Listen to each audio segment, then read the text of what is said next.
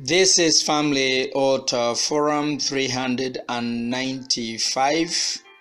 The title is Submission and Service. Submission and Service. This is NJUE Elias, our facilitator, and we would like to cover a few things that are concerning submission and service. Submission and service are very basic words in the world today, and indeed every day's life. They are actualized every time and in everything we do. But this is done mostly unconsciously. Whereas this is so, it's vitally important to submit and serve consciously by being intentional. How so? This is the topic of this podcast today. I thus invite and welcome you to explore these vital aspects with us today. In this podcast, we will look at definition of vital terms, the root source of keywords, why submission and service, the prerequisites of submission and service, levels of submission and service, different ways of serving, benefits of serving, and conclusion. Let's look now at the terms of definition. Submission is to accept or yield to a superior force in authority or will of another person. To submit is to subject to a particular process, treatment, or condition. Another meaning of the word submit is to put forward, to present, to offer, or proffer, or tender in something. But for the purpose of our study today, we will look at the first meaning of the word that we have discussed. Synonyms to submission or submit is give in, yield, give way, back down, cave in, or bow. What does service mean? Service means to perform duties or service for or to another. Synonyms for that is kindness, helping hard, assistance, and also to some extent to minister, meaning that to serve equals to minister. There is another word we would want to define, and that is attitude. Attitude is a settled way of thinking or feeling about something. The opposite being truculent or uncooperative behavior. Synonyms for attitude is view or point of view, viewpoint, way of looking at something, worldview, perspective, and also proper hard condition is considered to be a good attitude. Sacrifice. Sacrifice means to give up something valuable for the sake of other considerations. Synonyms for sacrifice is forego, Anything that you forego, you have sacrificed that thing. Anything that you surrender for another is sacrifice. Giving up some things to do others is sacrifice. It is also forfeiting. When you forfeit something, you are sacrificing it for something else. Therefore, submission means to yield to another, while service means the action of helping or doing work for someone or serving. Attitude means having the right spirit or mindset as you submit and serve, while sacrifice means foregoing and forfeiting some comfort so as to serve. The foursome words are interrelated as conjoined and quotated. The absence of one may mean the absence of the other, meaning that all these four words, submission, service, attitude, sacrifice, they must go hand in hand with each other. What is the root source of submission and service? The Greek word for submission in the Bible is hypotage or hypotasso, meaning ordering under something or someone. It means to put something after or add another thing, or even to add something to the head of a document. That is page 2011. Submission also means involuntary submission to a recognized authority, as it is in Romans chapter 13.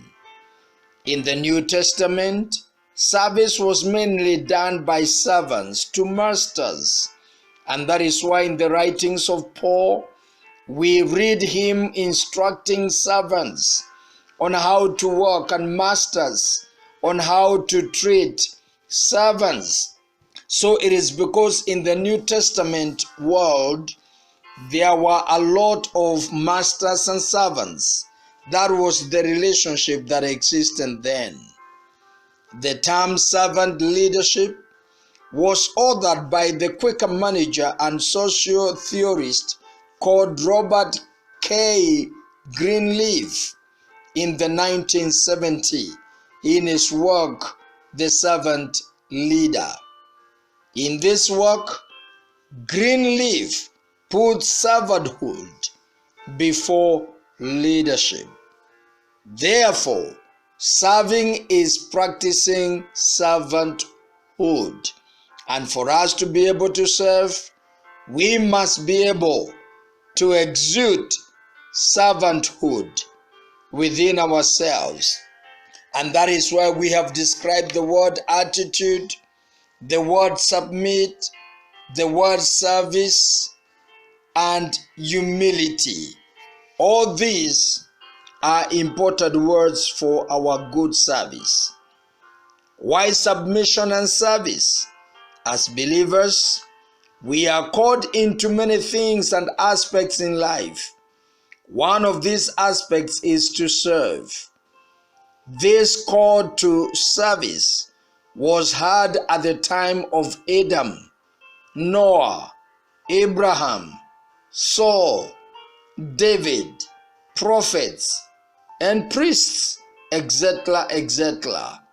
Prophet Isaiah responded when the Lord asked, "Whom shall I send? And who shall go for us?"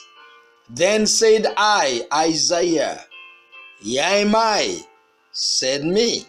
That is in Isaiah chapter 6 and verse 7. Isaiah responded to the call to serve and to submit. Isaiah shows us a great example of submission and service. In this verse, we see him submitting to the Lord's authority and to call to service at the same time. Isaiah served for 53 years in ministry. Submission is a command while service is a call. The two must go hand in hand. Without submission, there cannot be service, and no acceptable services minus submission. At the time of Jesus, he bemoaned the idea of the lack of both submission and service when he declared that the harvest truly is plenteous, but the laborers are few. He asked, "Pray ye therefore that the Lord of harvest, that he may send forth laborers into his harvest." That is in Matthew 9 and verse 38. There are 2 points to note here on this verse. One, that there is work to be done. And number 2, that there are no people willing to go and serve. I'll repeat that again. That there are 2 main points on this verse. 1, that there is work to be done. Point number 2, there are no people willing to volunteer to go and do the work. So Christ asked for prayers to be made for servants to submit and answer the call to serve. This is a very disheartening situation in which there is work or harvest, and yet there are no willing workers or servants. Many people don't want to labor, but want to be paid. Others want the white-collar job and not the blue-collar jobs due to what is in the society today. Another aspect is that of the issue of the requirements. According to Patrick Mureithi Nyaga, 2020, he stated, "Many rogue servants of God have ruined lives, businesses, and families as they purport to serve God. Yet not often these servants started well, but veered off the way for various reasons." You can read Galatians chapter 2, 3 and verse 3. This is due to lack of proper and true submission to Christ. Once a person is submissive to God, he takes orders from him, which is submission. Nyaga further states that over the years, servants for God's kingdom are in short supply. This is due to lack of true submission and of a servant's heart, a heart that is submissive and serves not because of rewarding, but because of obedience. The Apostle Paul put it this way, that slaves obey your earthly masters in everything, and do it not only when their eye is on you and to win their favor, but with sincerity of heart, reverence for the Lord. Whatsoever you do, work at it with all your heart, as working for the Lord and not for men, since you know that you will receive an inheritance from the Lord as a reward. It is the Lord Christ that you are serving. That is in Colossians chapter 3, verse 22 to 24. When we do our service to others, it's good to know that we are doing it unto the Lord.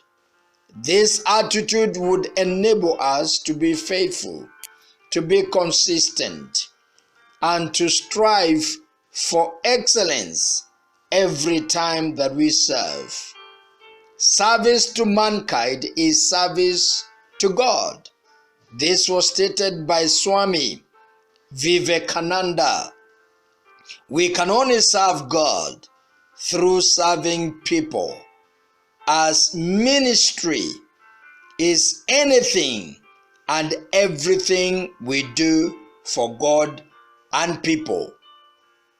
Ministry is anything and everything that we do for God and for people, in everything and everywhere. This is irrespective of what it is that we are doing and to whom. Ministry is the least important thing. You cannot not minister or serve if you are in communion with God and live in a community. I'll take that again. That you cannot not minister if you are in a communion with God and live in a community. That was stated by Henry Nouwen. Ministering and serving have no small and big aspects of it. All is serving God and His people, irrespective of what you are doing and to whom you are doing it. If a service is service to God and to man. Until we meet for the next round, Maranatha, God bless you. Amen.